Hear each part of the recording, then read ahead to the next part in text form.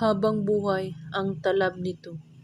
Napakatindi ang spell na ito dahil kapag ginawa mo ito sa kanya, hindi siya magsawa sa iyong pag-ibig.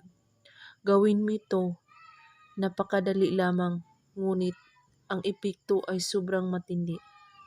Una mo gagawin ay linisin mo ang iyong isipan, pakalmahin mo ang inyong katawan at subukang tanggalin ang mga kahit anong sagabal o babag sa iyong isipan.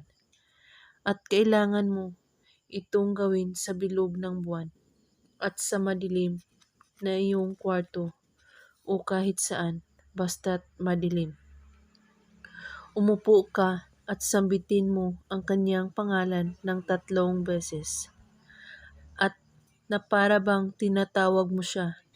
Gawin mo ito kahit anong oras at araw. At saka mo ito sabihin, Dies malipos puntundok. At pagkatapos, kunin mo ang inyong salamin at pumikit ka kaagad. Sabihin mo ito, tulungan mo ako.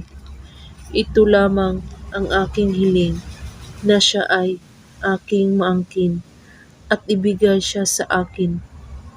At ito lang ang alay ko, tanggapin mo. At pagkatapos ay magsindi ka ng kandila at sambitin ito muli ng 6 na beses kasabay ang pangalan niya. Alimangali, Zor, Kritia. At pagkatapos, ihipan mo ang kandila at itago mo ang natira na kandila at kalimutan mo na may ginawa kayong ritual. Ulit-ulitin ito kada bilog ng buwan. At kung may katanungan pa kayo ay magko-comment lang po sa baba. Maraming salamat sa panunood. May God bless us all.